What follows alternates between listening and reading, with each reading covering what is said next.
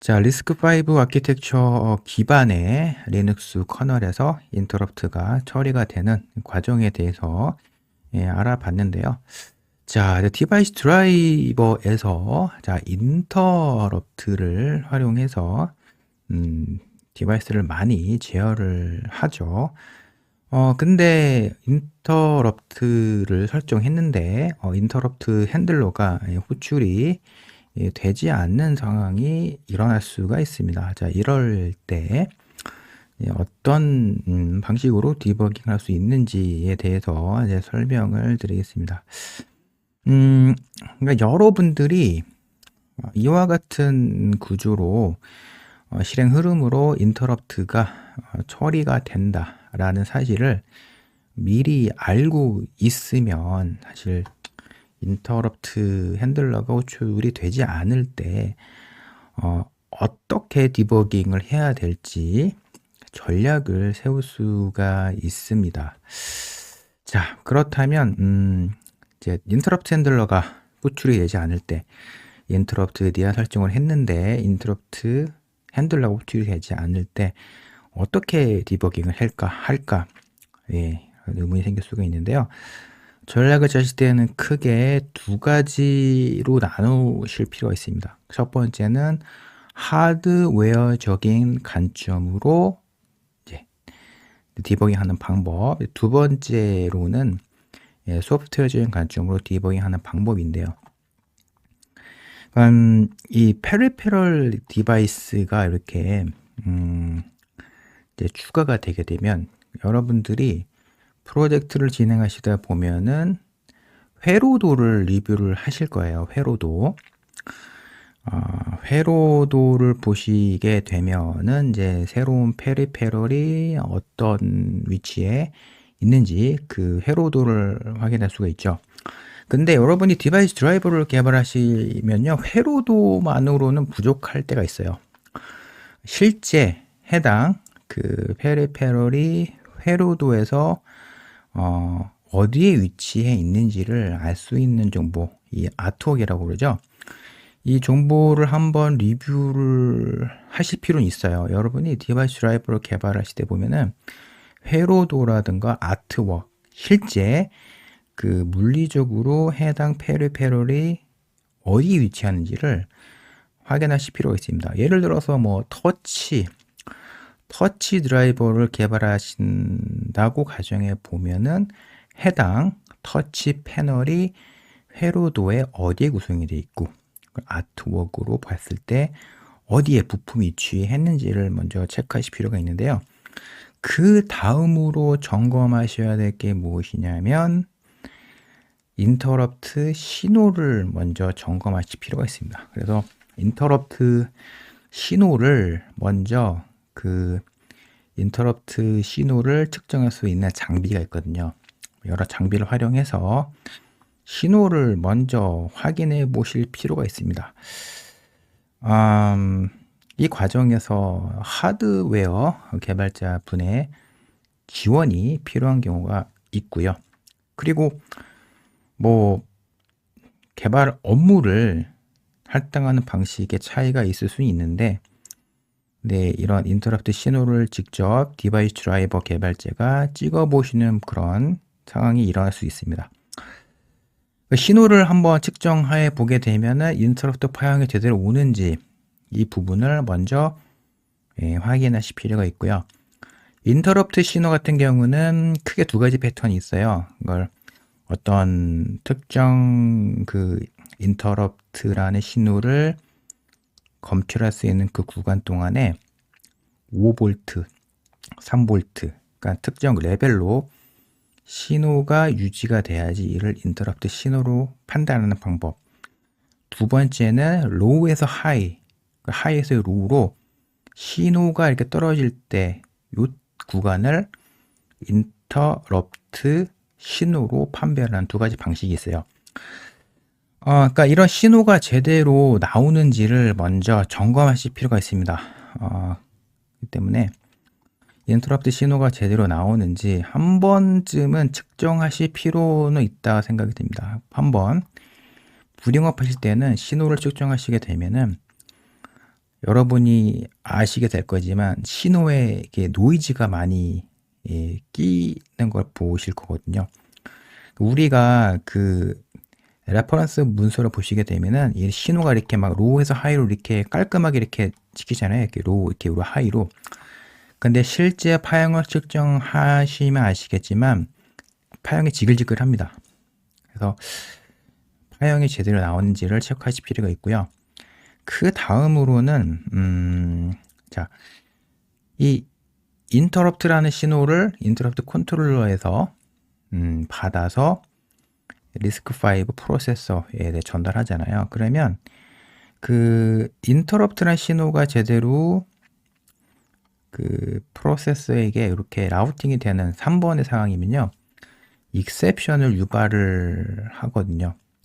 근데 인터럽트 컨트롤러가 해당 인터럽트에 대한 신호를 딕텍팅 한 다음에 인터럽트 신호가 이렇게 전달이 된 다음에 이 인터럽트를 리스크5 프로세서에 라우팅 전달하지 않으면 처리가 되지 않죠. 자, 이를 위해서는 어떤 정보를 파악해야 되냐면 리스크5 아키텍처에서는 그 인터럽트를 비활성화 할 때 사용이 되는 레지스터가 있습니다. 이와 같은 레지스터가 있는데 이런 레지스터 값이 제대로 설정이 되어 있는지 한번 점검하실 필요가 있습니다. 그 다음으로는요, 이제 크게 보면 두 번째 전략인데 소프트웨어적인 관점으로 봤을 때, 자, 이제 익셉션이 유발이 돼서 인터럽트 핸들러까지 제대로 이렇게 함수가 호출이 되는지를 점검하실 필요가 있는데요. 이 과정에서 사실 다양한 디버깅 방법을 사용할 수가 있습니다. 사실 트레이스30이라는 장비를 활용하시게 되면은 다양한 하드웨어 레벨에서 그 디버깅을 할 수가 있는데요. 이때 여러분이 뭐 특정 함수에다가 브레이크 포인트를 딱 걸고 실행을 하게 되면은 그러면 그 브레이크 포인트를 건 함수가 호출이 되면 실행을 멈추게 되죠. 그래서 실행을 딱 멈췄을 때에 이와 같은 레지스터의 값을 확인할 수가 있고요. 그리고 인터럽트 컨트롤러를 제어할 수 있는 다양한 레지스터가 있어요. 뭐 크레임 레지스터, 컴플 레지스터 이와 같은 레지스터가 있는데 그 값을 확인하면서 디버깅을 하실 수도 있습니다. 자, 뭐 그런 로우 레벨, 좀 더 하드웨어 레벨에서 트레이스32 프로그램 디버깅 장비를 사용하셔서 디버깅을 하실 수도 있고요.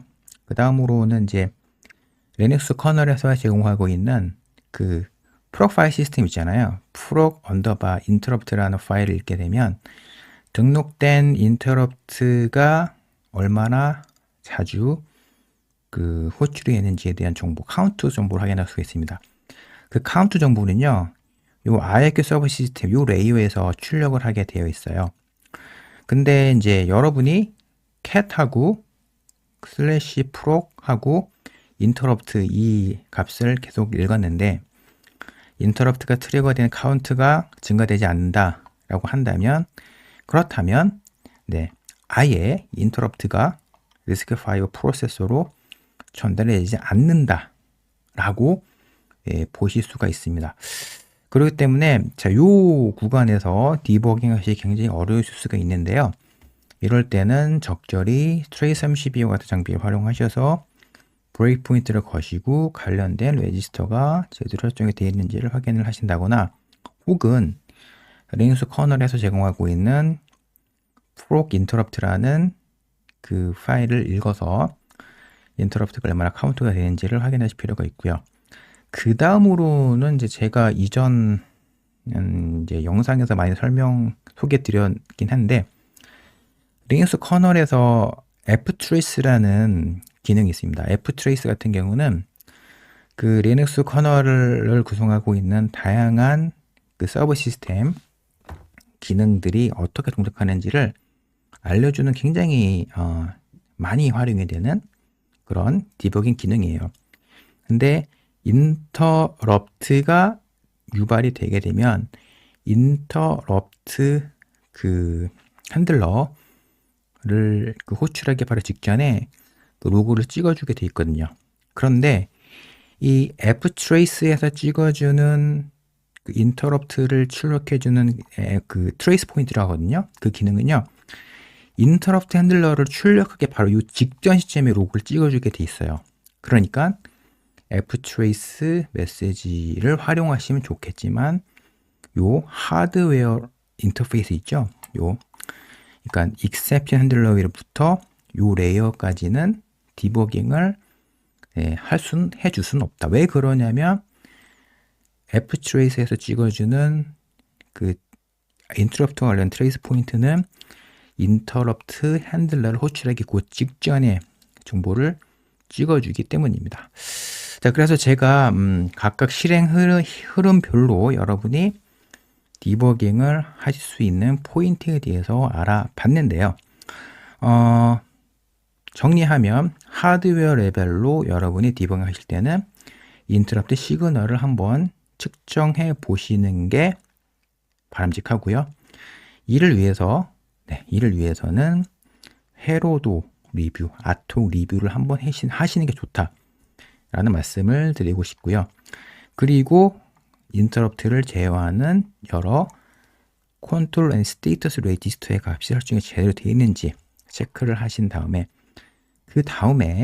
자, 요 레이어에서 제대로 인터럽트가 익셉션으로 처리가 되는지를 확인하시려면 그 브레이크 포인트를 거셔야 되는데 브레이크 포인트를 거실 때 여기 보시는 요 함수 있죠? 요 함수 브레이크 포인트 적절히 거시면 돼요. 적절히 브레이크 포인트를 설정하시고 요 보신 함수 있죠? 함수에서 제대로 브레이크 포인트 걸리게 되면 여러분 설정한 인터럽트에 관련된 그런 정보가 보이는지 확인하시면 좋습니다. 그래서 정리하면 여러분이 이와 같이 인터럽트가 하드웨어 레벨에서 소프트웨어 레벨 그리고 소프트웨어 레벨로 보게 되면 이와 같은 어떤 함수 호출 흐름을 통해서 인터럽트 핸들러가 호출이 했는지를 파악하시게 되면은 다양한 디버깅 전략을 짤 수가 있어요. 근데 인터럽트가 핸들러가 호출이 안 된다. 근데 이런 정보를 모르시면은 뇌정지가 오겠죠. 어떻게 해야 되지? 그냥 어디부터 봐야 될지 알 수가 스스로 계획을 세울 수가 없습니다. 그래서 여러분이 이런 인터럽트를 활용하셔서 다양한 디바이스 드라이버를 개발하시는데 인터럽트 핸들러 호출이 안 돼요. 인터럽트는 처리가 안 돼요. 그러면 여러분이 기본적으로 이와 같은 실행 흐름을 아셔야지 그 적절한 디버깅 하실 수가 있고 그리고 그 디버깅 정보를 바탕으로 해서 도움을 요청을 한다거나 혹은 뭐 구글링을 통해서 비슷한 이슈가 있었는지를 문의할 수가 있거든요. 그냥 인터럽트에 대한 설정을 했는데 뭐 request IRQ 함수를 사용해서 인터럽트에 대한 설정을 했는데 인터럽트가 호출이 안 됩니다. 핸들러가 호출이 안 됩니다. 이 정도 정보를 갖고 도와주세요라고 하면은 사실 주위에서 굉장히 부담스러워할 겁니다. 그렇기 때문에 여러분 이와 같은 리눅스 커널에서 인터럽트가 어떤 실행 흐름으로 처리가 되는지 꼭 한번 익혀주셨으면 좋겠고요. 마지막으로 여러분이 칩셋 업체, 팹리스 업체에 계시게 되면은 제가 설명드린 내용 꼭 익혀주셨으면 좋겠습니다. 그래야지 여러분 야근을 덜 하시게 되고 그리고 고생을 덜 하시게 됩니다. 하지만 제품 개발 업체에 계시는 분들 같은 경우는 이와 같은 실행 흐름이 있다. 이 정도 점검하셔도 좋을 것 같습니다. 여기까지 제가 크래시가 발생했을 때의 실행 흐름, 시스템 콜이 유발했을 때 실행 흐름, 인터럽트가 실행됐을 때의 실행 흐름에 대해서 알아봤는데요.